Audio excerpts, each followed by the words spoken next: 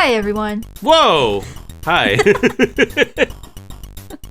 Yeah, sorry I showed up unannounced. Welcome to Super Breakfast Friends Club. I'm all, I don't know, I feel like I've been pushed into a show all of a sudden now. Is this what it's like? Yeah, it sure is.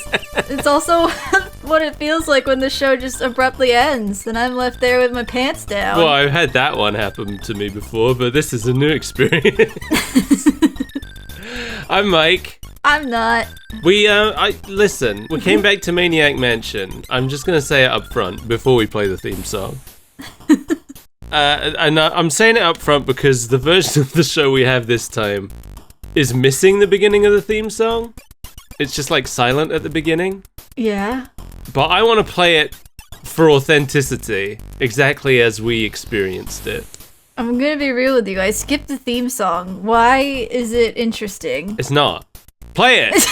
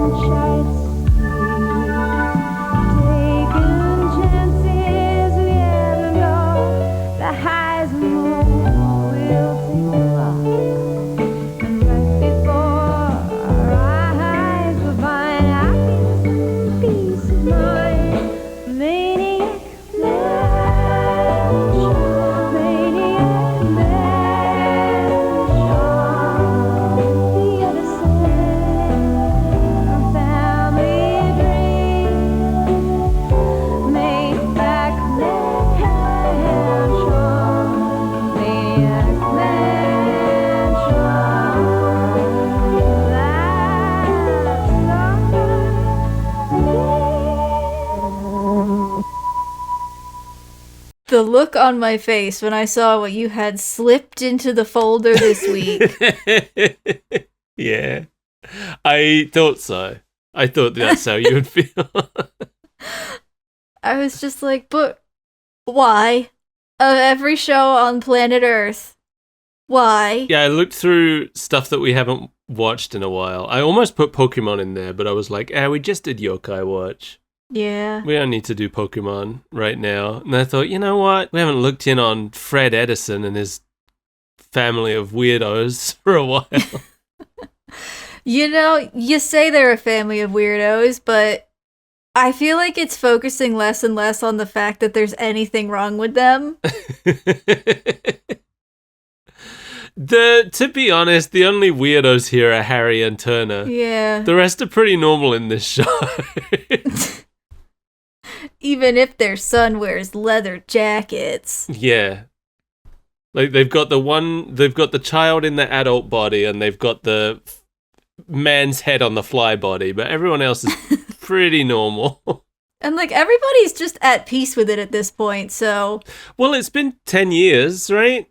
Yeah, I guess. I don't remember when it happened. The show opened with the 10-year anniversary. Is that canon, though, or is that... I don't know, Mel. I don't know. What is the canon? I don't know. What a weird first episode. And yet, I'm starting to understand it was the best episode. Well, we'll see. This show ran for like 4 seasons. Yeah, and I've seen reviews that are like, hilariously funny, side-splittingly phantasmic. And I'm like, really? This show? Yeah. Is this the one you're talking about? I know you've brought that up before, but I've watched 3 episodes of this now.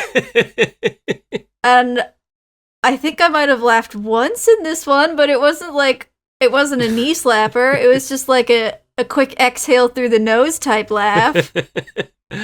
Well, this is the 7th episode. We aren't watching every episode of this show. I mean, we don't do that with any show, but you know what I mean. Why? Oh, I guess because we're introduced to... Yes, this is Good On Ya, which was written by John Hemphill, the guy who plays Harry. David Flaherty, the guy who plays Fred. I was wrong. David Flaherty isn't the guy who plays Fred. His brother, Joe Flaherty, is the guy who plays Fred. And Eugene Levy himself. The man, the myth, the legend? I don't know why this episode needed 3 people to write it. I don't know. And only one of them included a joke. Yeah, who do you think that was? Was that Eugene Levy, do we think? No. No. No, I don't. This aired October 26th, 1990. A long time ago. Wow. 1,000,000 years ago. Yeah, exactly. To the day. This episode opens with Fred stimming. I don't know why.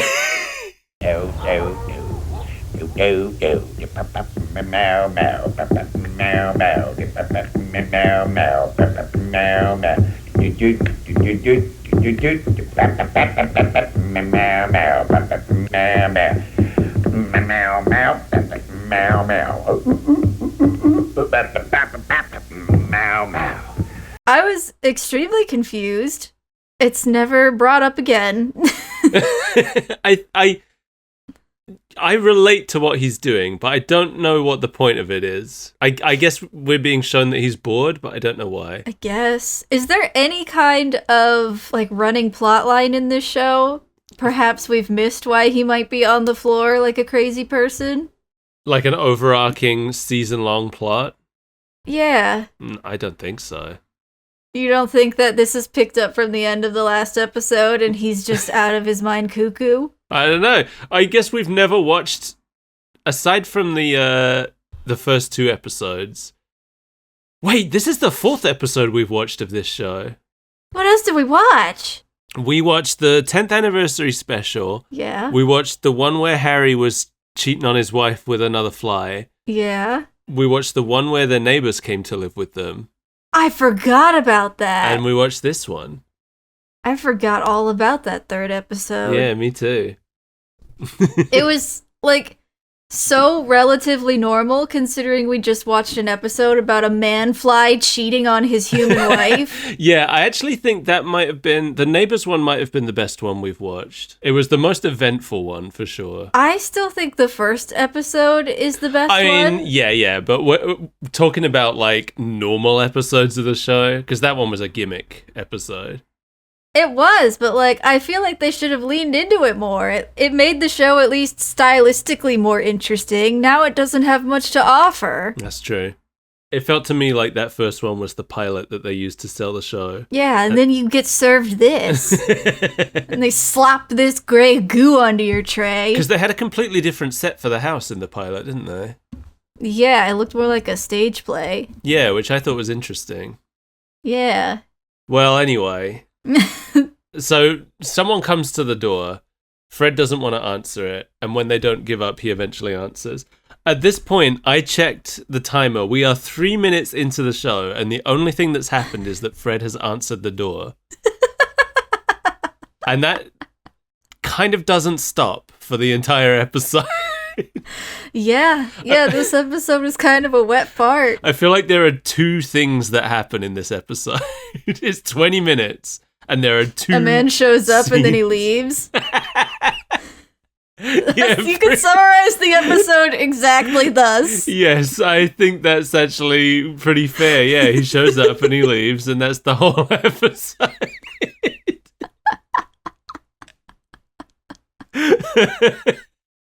So here he is showing up. Fred answers the door. The first important event of 2 important events in this episode. Fred answers the door. And he freaks out because he thinks Harry's at the door. Harry being his brother-in-law with the body of a fly, in case you forgot. Harry the man fly. But it's actually Lenny, Harry's twin brother, who apparently Fred didn't know existed. Yeah, I was extremely confused. Yeah, me too. It's not... I had to watch this episode twice just to understand exactly what happened. But which is wild because nothing happens. Right. I think I understand what happened, but I'm still like, why is this the setup you've chosen to go with? Right. Why is this the backstory you've picked? Yeah, so I was confused about the fact that he didn't know he existed, because if this is Harry's brother, that makes it Fred's brother-in-law, because he's married to Harry's sister. So it would mean that his wife had a sibling that he didn't know about. They've been married for over a decade, and she's never mentioned having another brother. I thought, that's a bit weird. Right. Like, the version that we were watching is so grainy and horrible, I couldn't see his face too well, so I'm like, I forget, like, who is she related to, the aunt or the uncle? So I thought it was, like, the aunt's brother, and that's why nobody knew about him. Right. That would make more sense. Yes, it would. Also helped by the fact that at first I did think he was doing a really exaggerated Irish accent. It turned out it was Canadian, but it had some similar, like, you know, the real kind of top of the morning high-pitched scream that a lot of stereotypical Irish accents have. Harry? Not recently. I'm his twin brother, Lenny. Lenny Yorka. What are Canadians but the Irish of North America? Yeah, I feel like we usually think of them as the Scottish of North America, but maybe they are. Maybe they are the Irish. I don't know. I don't know. The Scottish are too contentious.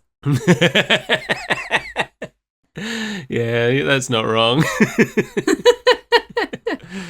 Lenny Orca is played by John Hemphill, same as Harry. I have a feeling Lenny exists because John Hemphill got tired of always filming his scenes separately and getting green screened into the rest of the cast. And of only being a tiny little worthless man-fly that shows up like twice an episode. Well, he had that, I guess even when he had that whole episode about his infidelity, he was still barely in Stock footage of flies. On the one hand, I'm like, that sounds like a great job because it sounds like it would maybe be less work. But then I think about it and I'm like, you know what? He's got to get in that fly costume. I think they like dye his hair and spike it up. Yeah, it's like black and nasty. Yeah. And that's like his whole day. Just in this fly costume with a camera pointed right at his face and nobody else to talk to. Your breakout role is never going to be as a man-fly. What about, what's his name? You know the guy. I want to say Ian Malcolm, but that's not his name. That's just who he played. The foggiest. Jeff Goldblum. Oh! That's different. We saw him become the man-fly. Okay, I see. That's fair. We knew him as a man before we knew him as the Brundlefly. So, Lenny is this aggressive Canadian stereotype. Every episode we watch, I feel like this show really tries to remind us that it's being made in Canada. Because the show Don't let America take the credit for this one. The show's set in America, but it's like, by the way, Canada. Let's talk about Canada. That's how you know it's not really Americans, because real Americans don't think about Canada this much. It's true. Most of us don't even know where it is on a map. That's true. I've heard that. What's the line from The Simpsons?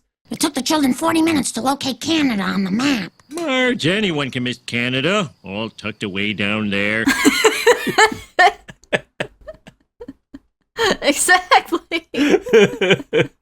So Harry's not home to see his brother because he's at the track, presumably eating dung. I don't know what else he would be doing there. I assumed that he was probably just out back circling a mound or something. Fred gets Lenny to hide as Casey and Idella arrive home. I think Idella has started feeling a bit more like she's part of the family now. Yeah. The first few episodes, she was just kind of this weird outsider in the house. But I don't know. She just feels like she's there now, you know? They finally accepted her. Yeah. They finally found a way to write her where it doesn't feel like she is a pointless intrusion on this family. She's the annoying neighbor, but she lives with them. Yeah. They can tell Fred is hiding something. It takes entirely too long for the reveal to happen. Lenny pops out. They both think it's Harry. Idella faints immediately because she thinks it's her husband and he's human again. And then Casey faints when she finds out it's her brother. And Yeah, go ahead. I was a little confused by Idella fainting. Because, like, at first I thought it implied that she was secretly disappointed that her husband was no longer a fly. But then later in the episode, she makes it clear that she misses him. Their relationship has always confused me. Yeah. I don't know. Maybe it confuses her too. I guess so. So we got Casey and Lenny sitting in the garden catching up. He's just eating cold hot dogs straight from the packet. You never done that? Cold ones? Not really, no. Maybe that's an American thing. I've never done it. It just seems like something you would do. How Plus, dare it's you? Canadian. They're cold. I can't even imagine eating a cold hot dog wiener. I don't know. You guys drink your beer warm. Why not suck your hot dogs down cold? I don't think we drink warm beer as much as you think we do. Honestly, I don't think about anybody drinking warm beer ever. It's not a thought that crosses my mind. I mean, I don't really drink beer, but I used to tend bar and I don't remember ever serving a warm beer. I do remember when the refrigerator broke and we had to desperately try to refrigerate all the beer before anybody ordered any. I don't know. Maybe I'm wrong. Like I said, I don't really drink it, so beer all tastes like nail polish to me. That's a thing that you've said. Yeah. I'm not sure what kind of beer you're drinking, or nail polish for that matter, but The finest nail polish in town.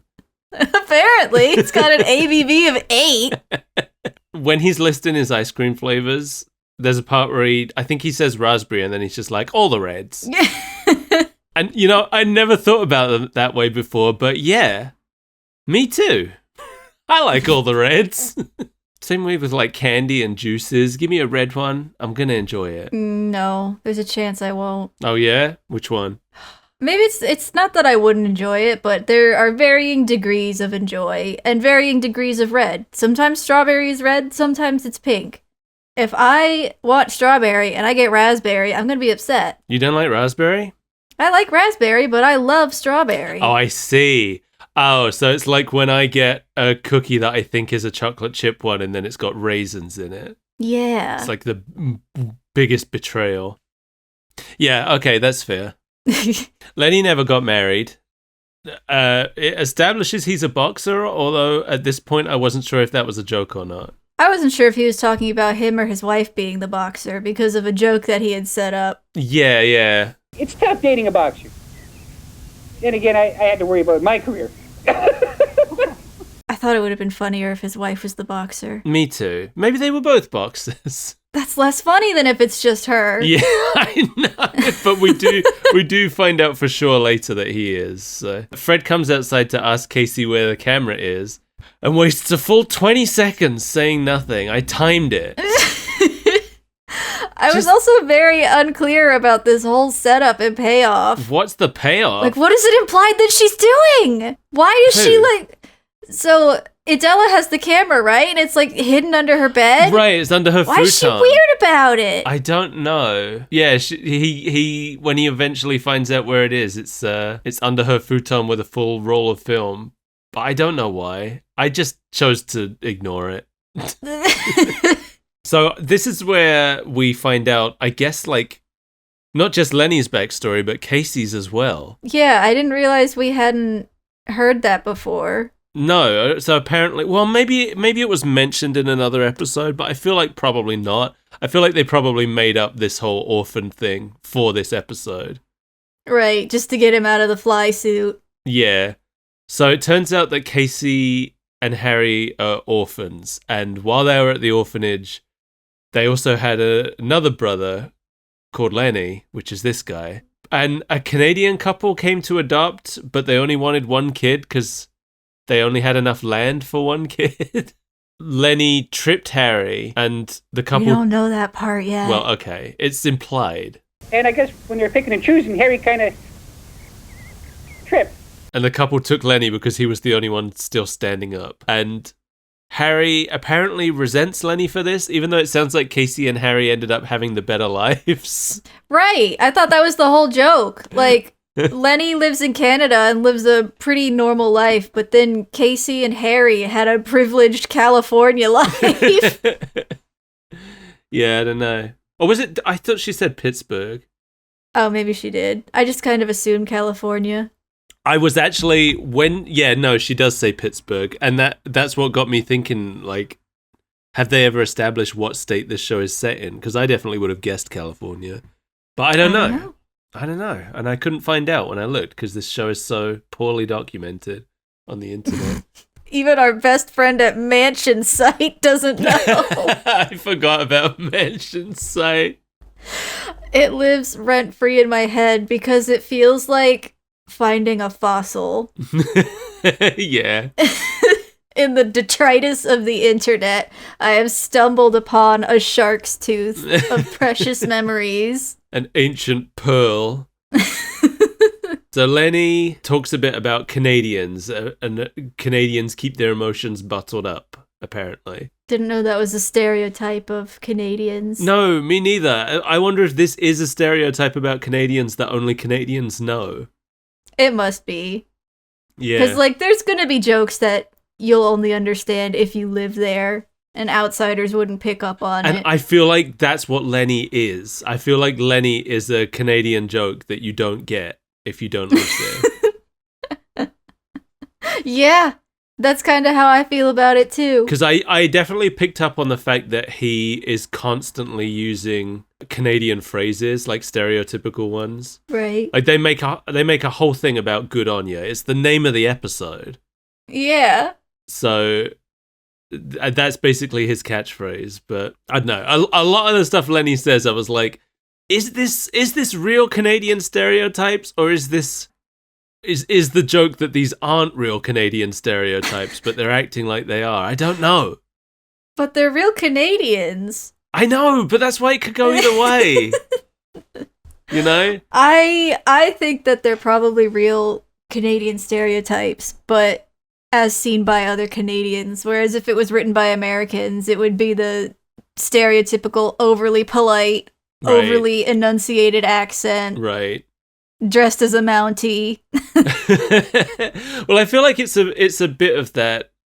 Yeah, it's like that overly polite, but it's kind of a different angle on it, where it's like, yeah, we're like that because we're emotionally stunted, rather than Right, he's seething inside. Yeah, because there's a lot of fun. Like when she talks about the privileged life that they had growing up, you see in his face for a second that he's like, what the fuck? But then he just says, good on ya. Yeah. Inside the house, Idella has apparently gotten all dressed up to look nice to meet her brother-in-law. She looks the same as usual, but she has a ribbon on her head now. That was funny. I like that sight gag. Yeah, me too. She's afraid to meet Lenny because he looks just like Harry, the husband that she's missing. This is a storyline that goes nowhere and doesn't come up again. Right. I thought maybe she was going to try to seduce Lenny, but maybe that's for a future episode. Maybe. So Fred back out in the garden again. Fred sets the camera on a timer. But right when the picture takes, they ask Lenny why he came back, and he tells them he's come home to die just as the picture is taken. Wow. It's very funny. It doesn't make sense. You know, if you think about it. Like, why are they taking a family photo when the whole family's not here yet? And why would they ask him a question while they're posing? Like, you don't ask someone a question right when the time is Anybody who has been subject to a timed family photo knows that you have a frozen smile on your face for at least 3 minutes while your uncle tries to figure out the settings. Everyone stands there in pure silence.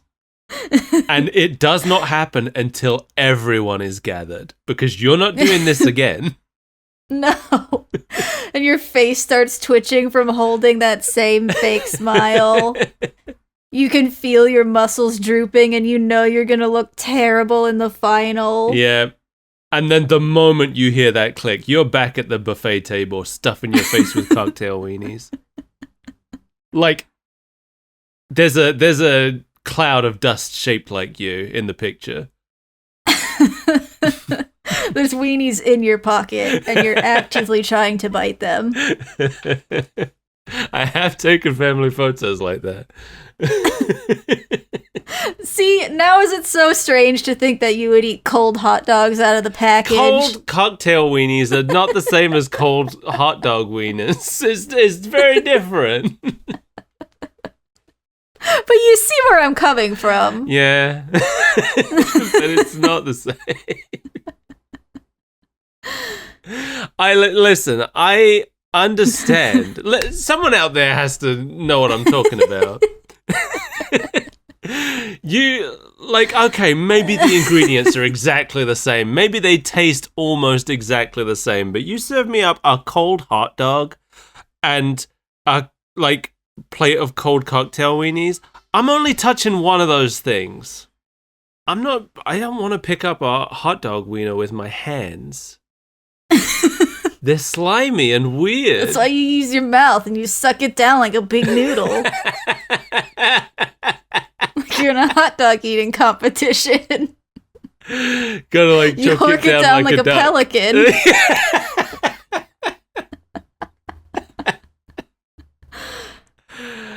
Anyway, what happens next?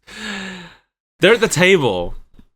Yeah. And Lenny's very relaxed and everyone else is very awkward. And I feel like I picked it up from context clues as the episode went on, but they kind of forgot to explain what was wrong with him in this scene. Yeah, it's clearly a heart condition, but they didn't really say as much. The only thing he says that, in this scene, the only thing he says that makes it clear it's a heart problem is that he tells Fred he'd trade hearts with him or something. That's it. And then otherwise everyone's just like, oh, you're gonna die. He grasps at his chest a couple times and everybody freaks out, but it's just for a yawn. Oh yeah. There was a lot of those.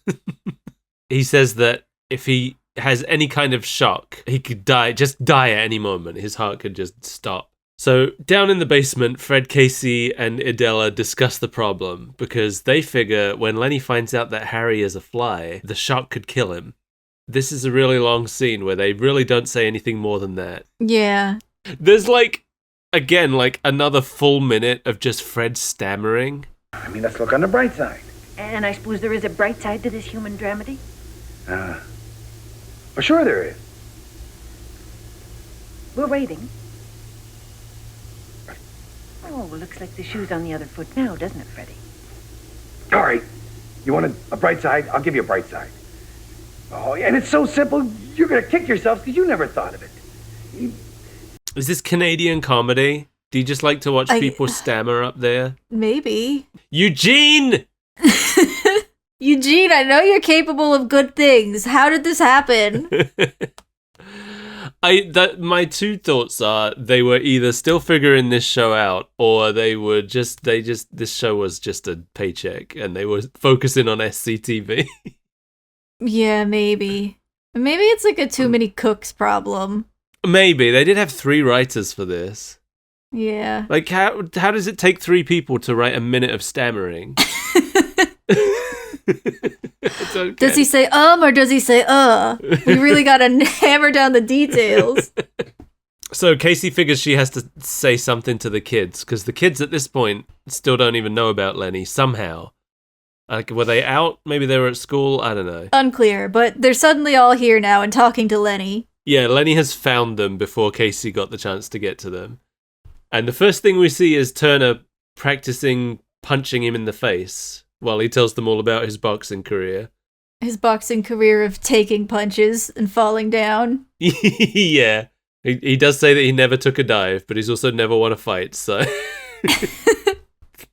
Guess that's... He didn't lose on purpose, but he did lose every single fight.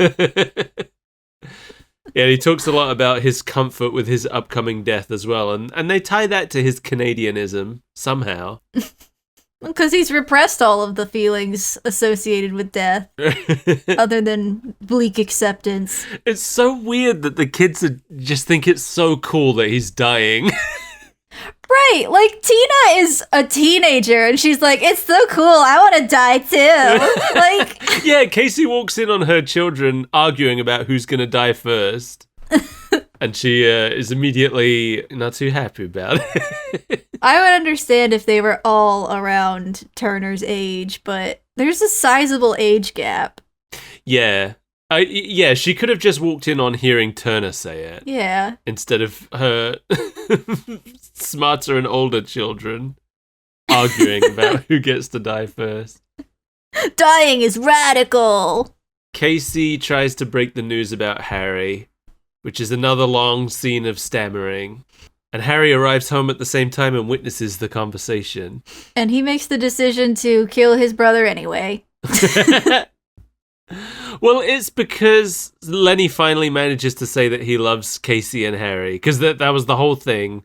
Like, Canadians aren't able to say stuff like that. They just say, good on you. But he says, I love you. Right. And then she says it, and then Harry calls it out too. And then this, I thought, was a very obvious joke. Right. Where he sees Harry, and it looks like he starts having a heart attack, but he's actually just having a very big burp. Yeah, I saw that one coming from a mile away. What was the one joke you laughed at? Because mine is coming up. I honestly don't remember. Okay. The one part that I laughed at was when he walks over to talk to Harry, and it seems like he doesn't even notice that he's a fly at first. So, what do you think? About what? The fly thing? I enjoyed that part, but it wasn't like laugh out loud funny. No. It wasn't. There was nothing laugh out loud funny in here. But that was the thing that I thought was funny. Lenny gets a phone call, and I assume, he's pretty much just saying Canadian platitudes. It's all just phrases. Right. That's the way you see it. Uh-huh. Sure, nickel. That's pushing it. Good on you. It was his doctor. It turns out he's not dying at all. I saw this coming too. I did too, but then I was also expecting him to get crushed in an accident immediately after receiving that phone call. Oh, when he gets hit by the car outside? Before that even. I thought like as soon as he got off the phone and assured them that his heart wasn't going to stop, something was going to fall from the second floor and kill him. That's not this show. I have been marathoning the Final Destination movies. The new one's pretty good. Well, because I did think, because once he's done on the phone with his doctor, he is immediately leaving. He's got his suitcase. He says he has to get back to Canada for a fight that his doctor set up for him.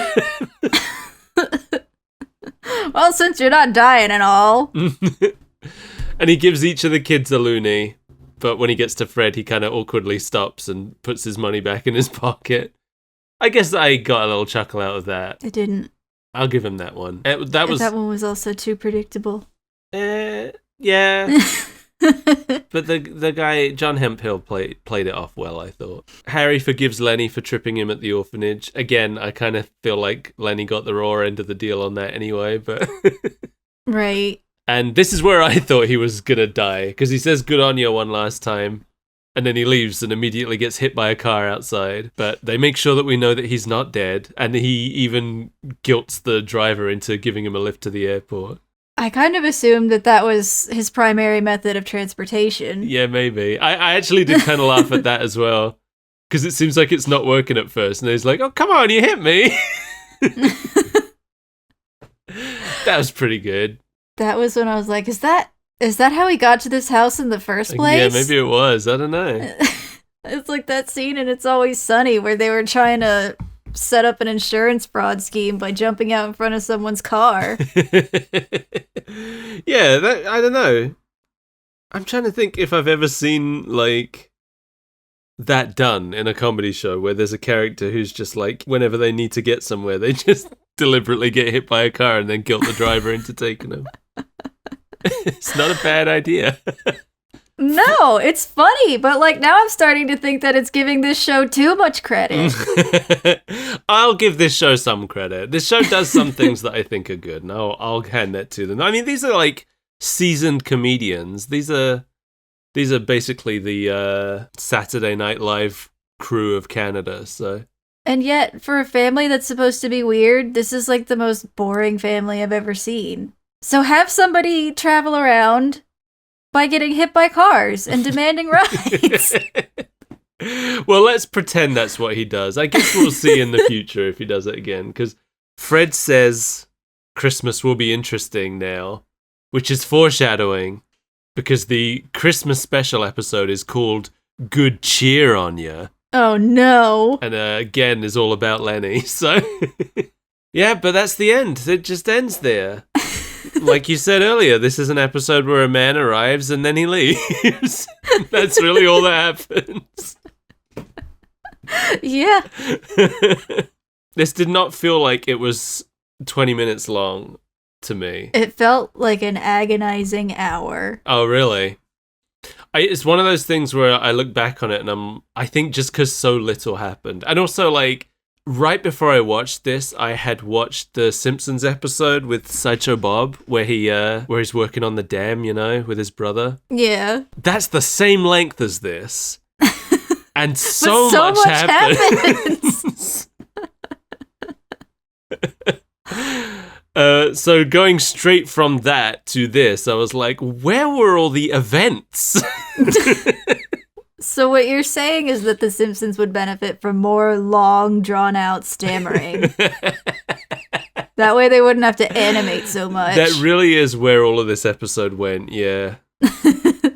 Way too much stammering, way too many scenes of someone trying to think of something to say, and then not thinking of something to say, and just awkwardly leave. That joke got used like 3 times now that I think about it. Yeah. Where Fred, like, spends a long time trying to think of what to say, and then he's like, I can't think of anything to say, and leaves. He did that 3 times, I think. What are you doing, Eugene Levy? That's exactly what this episode did to us. It said, I can't think of anything to say, and ended. That's what they did in the script. That's why it's in the script. It wasn't, the actors weren't supposed to read that out. You guys were supposed to improv. Aren't you funny men? Aren't you seasoned funny men? Oh my god, that would be the worst thing, right? If all of those parts of the script were actually just like space for improv, and that's what they did.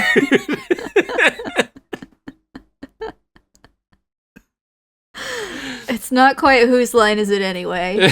We've got a bunch of SCTV alumni here. We've got to leave them space to improv.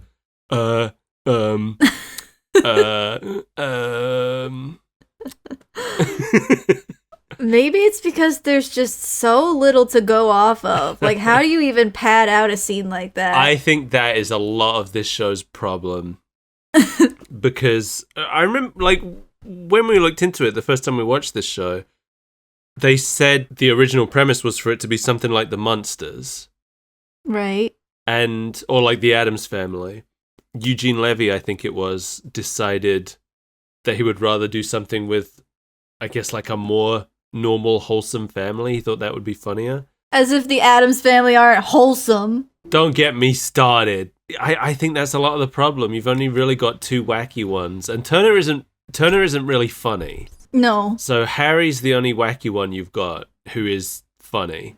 But like Fred's not doing anything. I think last time we saw him, at least, he was trying to do some kind of crazy science. Was he trying to make a giant chicken or something? I honestly don't remember. Me neither. We need more of him doing wacky wild science. Casey needs to have more of a personality. I don't dislike Casey, but what is her thing, you know? She's just kind of like cool mom. Yeah. Ike and Tina, we never see them. That's the thing with the kids in this show as well. It feels like they didn't want to pull the kids out of school. So, like, once again, the kids are in one scene of this episode. I feel like that's been pretty common. I guess they were in the one with the neighbors quite a lot, but... The kids often feel more like set pieces than full characters. Yeah. It feels like they're barely here, and I maybe it's because they were, like, you know, at school. I guess that's a pretty sweet gig if it's like, yeah, just come in. We have one scene for you to film. Go home. Maybe we just haven't seen any of the kid-centric episodes. That's true. There could be some whole episodes about Ike. Ike's the one I think we've seen the least of. He was in the Neighbors episode a lot, though, right? Yeah. 'Cause the neighbor kid really liked him. I think so. I think he's like the only member of the family who didn't really get any focus in the first episode. That's true. But then Tina wasn't even in a couple episodes, right? That's true, yeah. I'm not sure if they've all been in every episode. Tina definitely hasn't, but... Well, anyway. Maniac. Mansion. It's still the most baffling song choice. I know. I don't get it. The song is so weird. And yet it fits perfectly. Because the show's so weird. Exactly. Like, the genre of the song is going for, like, the wholesome family Full House vibe. But then she's saying the words Maniac Mansion over still images of newspaper clippings talking about a meteorite underneath the mansion. Which I don't think has come up once in the actual show yet. No. Not that we've seen, anyway. But that's what I mean about Too Many Cooks. Like, tonally, it's everywhere because, like you said, they couldn't really decide on what direction to take it in, and you can feel it in the writing. Yeah. I'm trying to think, like, the family... In the game, the family... Dr. Fred is the only character who's the same, but he's completely different. Because in the game, he's kind of older, he's bald and short, and he is a mad scientist. Right. His wife is a crazy, promiscuous nurse. Then they have a son. He's like an adult son, I think, and he's like a paramilitary lunatic. And then they have 2 pets, which are tentacles, talking tentacles. A green As one one and a does purple when you're a one. mad scientist. So that... I feel like that's great for the game. I feel like for the show that's maybe not enough, and maybe they do need like some kids or something. Right. But do them in that vein, you know? Make them these kind of... make them wacky weird. wacky off the wall. Oh, I forgot a member. There's also Cousin Ted, who is a mummy. He's dead. You mean like Dead Tom? Yeah, his name's Dead Ted, I think. Dead Cousin Ted. You always just kind of like find him around the house. So I think that's the whole family. They could have done that kind of... Like, that's the thing. There's no room in this show for a member of the family who is a dead mummy that is just in the scene, you know? That would feel out of place in this show. Yeah, because they haven't committed to the weirdness. Yeah, exactly. Because all they've got is this fly man. And if you didn't watch the first episode, you got no context for that. And he seems like the only thing that's weird. Well, and Turner.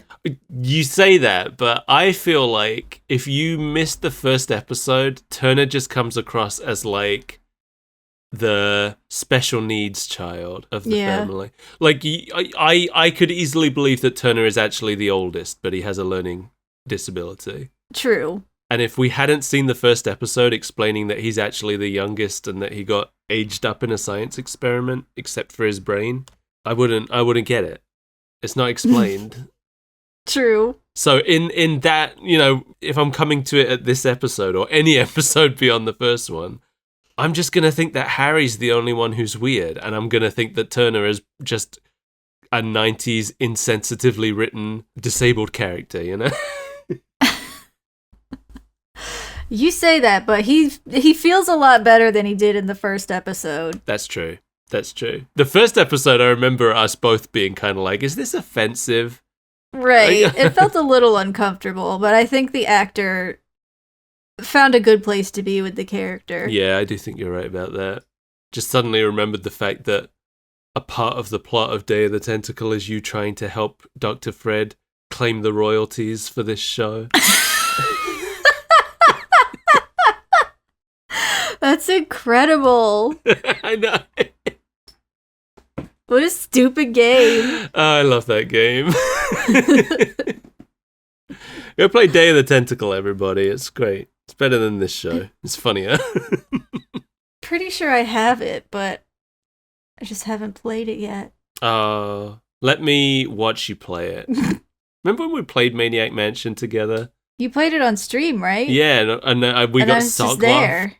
locked. We got soft locked and couldn't finish it. When did we get soft locked? I don't remember the details. There was something we had done in like the wrong order or something, which meant that we couldn't progress and we would have to start the whole game again. Mm. In later LucasArts games, it's impossible for that to happen, but Maniac Mansion was like the first adventure game they made, so they hadn't quite figured out how to close off all those loops yet.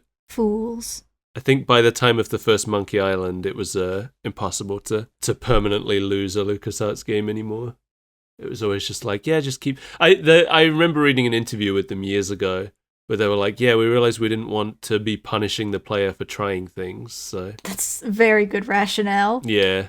That's why I always liked the LucasArts games more than the Sierra games, because you can try whatever you want. Because sometimes there are things that are going to be funny and you're going to want to see what happens. Right. And the game never punishes you for that, which I think is the best way to design a game like that. We want to punish our players for playing our game. There is a part in Monkey Island 3 where you have to fake your death, and when the Undertaker comes to like get the body and take you to the graveyard, he's like, Funny. I didn't think you could die in LucasArts adventure games. Well, maybe they're trying something different.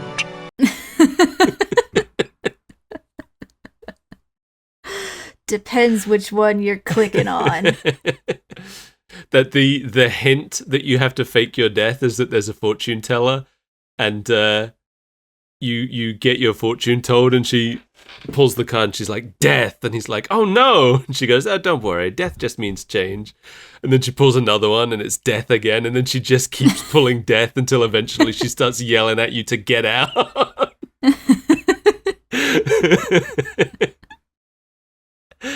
I love that game. Now you're just thinking about LucasArts games. I sure am. Still can't. Before we started this show, I didn't even know that this TV show existed. I didn't know what the joke was about in Day of the Tentacle. When they talk about the TV show that they made based on his family, I didn't know that was a real thing that happened. Right. And now I'm mad about it. Now everything's ruined. No, I think it made Day of the Tentacle funnier. It made Day of the Tentacle funnier, but it's ruined my life personally. Because now you've had to watch 4 episodes Maniac of Mansion. Oh, we're gonna be back someday. No.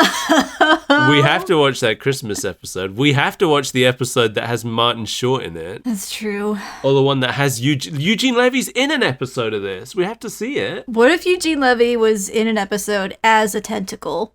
Yeah. And it's just not explained. He plays Green Tentacle, but he plays Green Tentacle as Eugene Levy. Exactly. So it's Eugene Levy in green makeup with suckers all over his face, just behaving like normal Eugene Levy. I imagine he would have a setup like Harry, where it's just a big tentacle prop costume, and he shuffles around in it. Okay, yeah. Do you remember what the tentacles looked like when we played the game? Yes, okay. I think so. Yeah, I know we met the green one. I know what they look like from Day of the Tentacle. I assume it's the same. No, they actually got simplified for Day of the Tentacle. They're cuter in Day of the Tentacle. Oh no. In Maniac Mansion, they were a lot taller and longer. Yeah, okay. Yeah, he'd look like that, except out of one of the suckers would be his unmade face. I like to think he'd look like that, but just with like his normal arms hanging down the sides. See, in my vision, the arms are tucked safely within the tentacle. Within the tentacle, so he's just like... But his bare human face is sticking out. Okay, yeah, I think I prefer yours. Just shuffling around. His legs are stuck together, so he has to shuffle. And then that's where all the time will go in that episode. It's him shuffling from his just watching him go from room to room.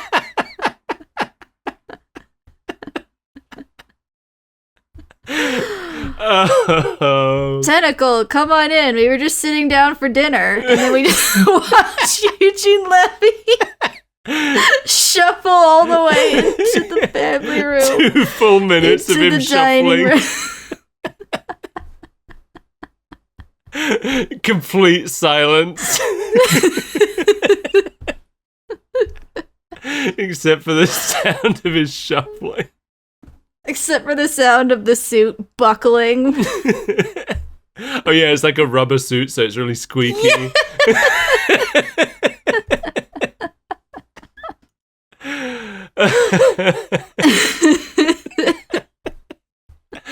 Oh, if this doesn't happen in the Eugene Levy episode, I'm going to be really upset. Bring it back. Bring the show back. Right. We need a reunion episode. We need a new Schitt's season. Creek is over. Why not do this again? Yeah. How many of them are still alive? Oh, I think John Flaherty died recently, actually. The guy who played Fred. Oh, no. I think I remember, because it was after we had watched it. Oh, wait, was that his name? John Flaherty? Something Flaherty. David Flaherty. I think he maybe died last year or something. It was definitely after we watched the show. Well, you could always say. Oh, wait, he hang did... on. What? David Flaherty isn't the guy who played Fred. Oh, what? So he was a writer on the show. He's not the guy who played Fred. I think it was like his brother or something. Or it was someone who had the same last name. They definitely have the same last name. Joe Flaherty is the one who played Fred. All right, there's a correction from way up at the top of the show. Put this at the beginning. I was wrong. David Flaherty isn't the guy who plays Fred. His brother, Joe Flaherty, is the guy who plays Fred. You've confirmed that it's his brother and not just the guy with the same last name? Okay. Yes, it's his brother.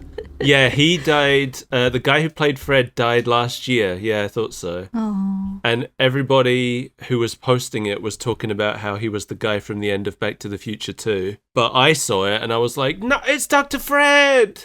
No! So yeah. Well, he scienced so hard that his character cannot be there for the reunion. Yeah, he became the meteor. Maybe. Because the meteor is apparently sentient. Not that we've ever seen it. That's been trying to get out of me for a while, I'm sorry. Is that the grief? Yeah, I think so. Escaping your body. That was my heart condition.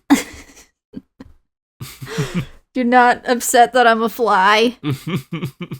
Thanks for joining us, everybody. You got anything to say? Nah. No, me neither. I think we said more than enough. You're telling me that Lenny doesn't come back in Day of the Tentacle? I mean, he comes back in this show. He becomes a regular character in this show. That's his legacy. The legacy of the show is that it is the show. Yeah, the legacy of this episode is that it's consistent with the rest of the show. For better or worse. Stupid. Thank you to our Patreon subscribers, Jamie Core and Mark Kelly, our Patreon VIPs. Whoa! Thanks, friends. Yeah. If you'd like to join them, you can head to patreon.com/SuperBreakfastFriendsClub. And if you wouldn't like to join them, then you don't have to do that. This time. But you could come find me on like Twitch or Blue Sky or something. I'm Skull Pirate Mike. That's my name. I don't have a name. Don't try to learn it. If you do, it will place a curse upon generations of your family. Wow, that's quite a promise. Yeah, also you won't be able to pronounce it. The name? Yeah. Oh, I thought you meant the generations of your family. No. It's spoken in a forbidden tongue. Bye!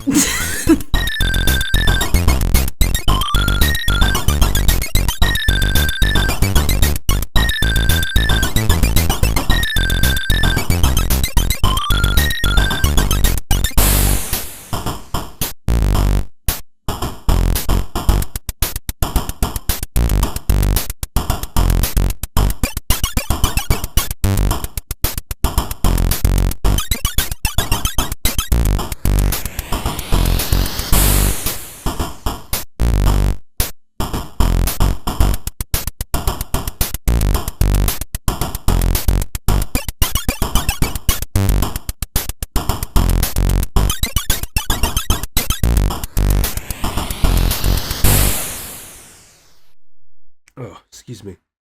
No. Please. Fine, but only so we can get through this show. Okay.